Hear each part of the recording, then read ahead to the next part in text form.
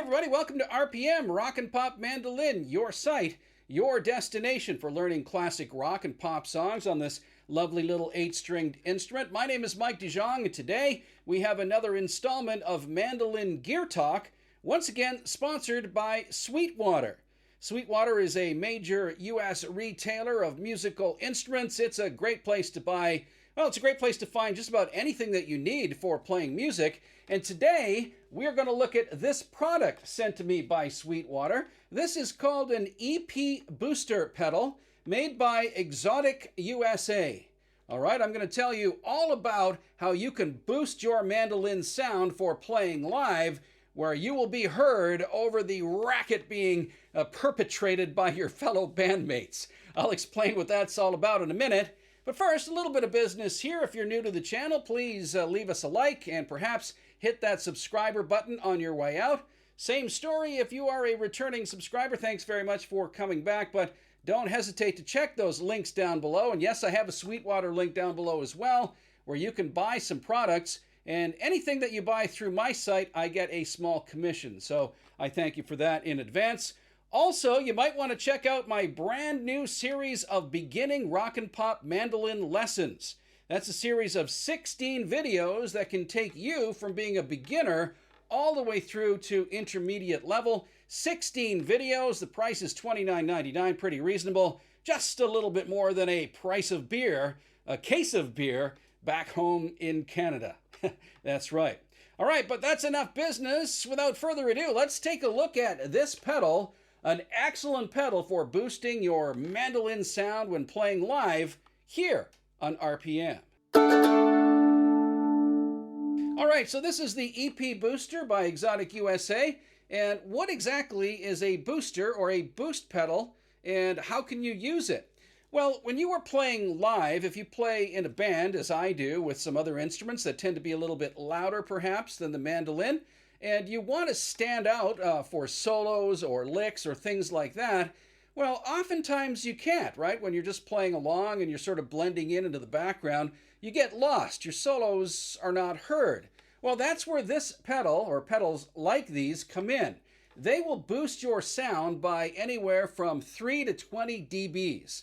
All right, and this EP booster has a dial where you can start at 3 dBs and go all the way up to 20 if you want. And once you engage this pedal, you will get a little bit more gain, a little bit more volume, so people can hear you when you're playing those fantastic solos or licks on your mandolin. And then, of course, when you step on the pedal again, you can go back to your regular sound when you're playing rhythm and blend in with the rest of the band. So, you know, guitarists use these things all the time. They use booster pedals or overdrives and things like that. Why not mandolin players too? So I'm going to demonstrate how this works on my little pedal board setup here in my home studio, all right? So here we go. Okay, so as you can see, I've got the pedal, the EP booster, now affixed to my pedal board. And you can see some of the other pedals that I use here as well. I won't go into those today. I'll do a separate video in the coming weeks on how to set up a mandolin pedal board, including the booster pedal and some of these other things. So let's just focus on that for now. So I'm going to play a little lick here. I'll play a common lick that you've probably heard before. All right, so you can kind of hear that lick being played, and this is without the boost pedal being engaged. You know, it sounds pretty good. It's a good sound coming out of my little amplifier here, but if you're playing a song like that and you want that little lick to really stand out, well, just step on the boost pedal. All right, now as you can see, I've engaged the boost pedal, and you can see that the sound is, well, it's somewhat louder than before. And I've just engaged the pedal slightly. I'm gaining about 5 dB right here. I could make it much louder and go all the way up to 20. Probably my neighbors will complain. I'll have them knocking on my door and complaining about that. But if you're playing live, depending on the type of band situation that you're in, if you have a loud band, if you're playing in a rock band with drums, then maybe you want to make it louder. And I have tried this. I've turned this pedal all the way up to about 12 o'clock and not had any problems with feedback during rehearsals. So that's pretty cool. And yeah, it definitely does give you a great little increase in sound for your solos. All right, I'm here in the rehearsal studio setting. I want to give you guys a taste of what the pedal sounds like in a setting like this, or you might want to use it with your band. So I'm going to show you right now what it sounds like clean. Here's just my mandolin clean with a bit of reverb going through the PA, all right? All right, that sounds pretty good. Now, if I engage the boost pedal, if I give the boost a little bit of a kick right here, turn on the boost pedal, you can see you can gain about 3 to 5 dBs worth of sound volume there. All right, so here's a little lick with the pedal engaged.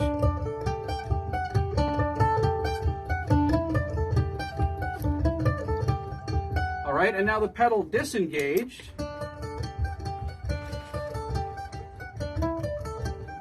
I'll try and step on this pedal as I'm playing here, so.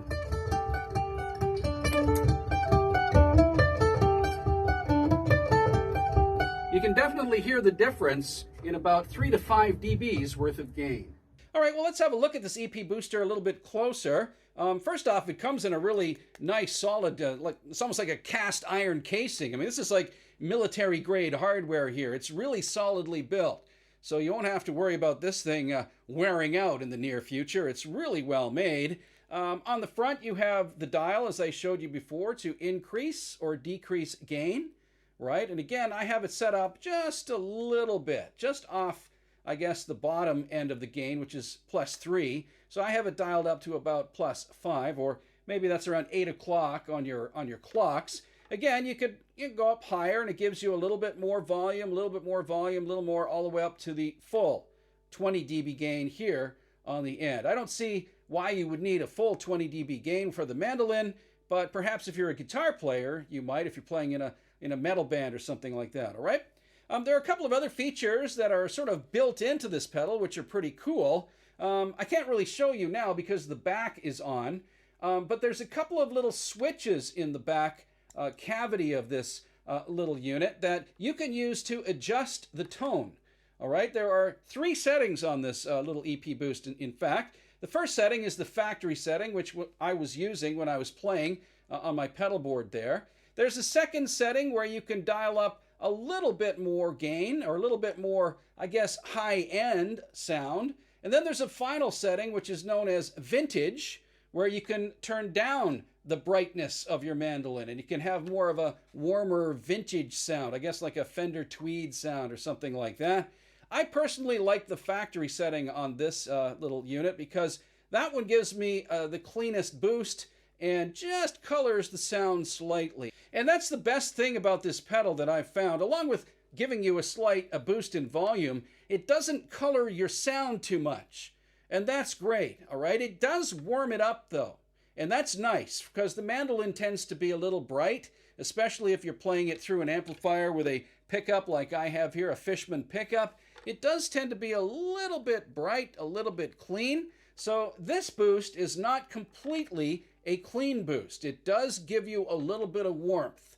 And what I like to say is a little bit of presence to your mandolin sound, all right? So again, here, I'm going to play that lick one more time, and you can hear the difference between the regular mandolin sound with no boost and then the EP booster giving you a little bit of gain and a little bit of warmth. Here we go again.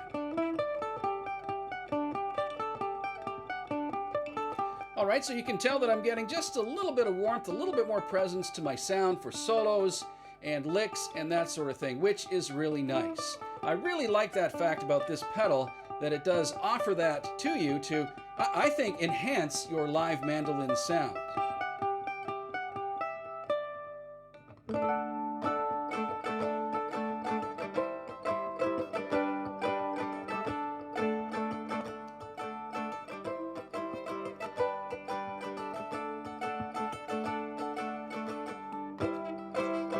All right, and I want to compare that EP boost to a couple of other boost pedals that I have and that I've tried with my mandolin. They are also excellent pedals, so don't get me wrong. These are wonderful pedals, but I find the EP boost is the best for my mandolin needs, my mandolin sound, but perhaps you might prefer one of these other ones. So the first one that I tried was this one by TC Electronic, and it's called the Spark Boost.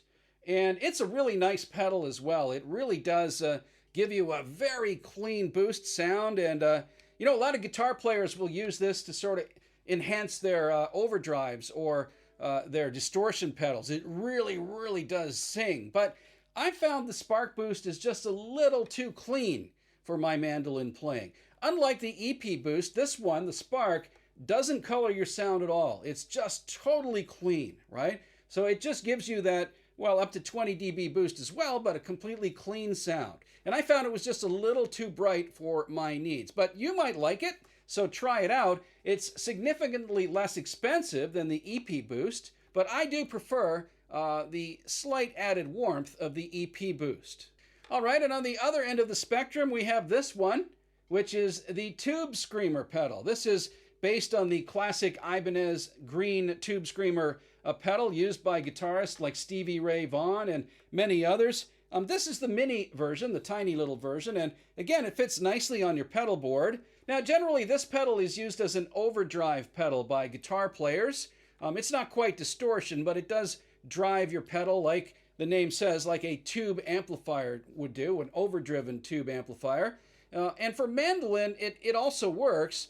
You don't want to add overdrive, though. So what you would do with this pedal, and what I have done for live playing, is I've used it right here, almost down at the 0 setting, just maybe slightly off 0 right over here. And again, that gives me a boost without coloring my sound too much. Now, I will say that with a caveat. It does color your sound. It does make it quite a bit more warm. So this pedal will add more warmth than the EP Boost pedal, right? And then you have the other pedal, the Spark Boost, which is, where is my Spark Boost? Here it is. The Spark Boost pedal is totally clean, all right? So the EP Boost kind of sits in the middle of these other two pedals. If you're looking for something totally clean, then go for the Spark Boost. If you're looking for something that'll really warm up your sound, then try the Tube Screamer, rolled off almost to 0, all right? It won't feed back. It won't give you overdrive at that setting. Don't worry. And I've used it live, and it does sound pretty good. But this one, the EP Boost, is the sound that I was looking for. This one gives you that sort of middle-of-the-road boost with a slight warmth to your mandolin. So that's my video on the EP Boost pedal by Xotic. Thanks very much to Sweetwater for sending me this pedal and for sponsoring this video. If you're interested in any Sweetwater products, check out the link down below. And once again, I will get a small commission if you make a purchase. That's it for this edition of Mandolin Gear Talk on RPM. My name is Mike Dijon.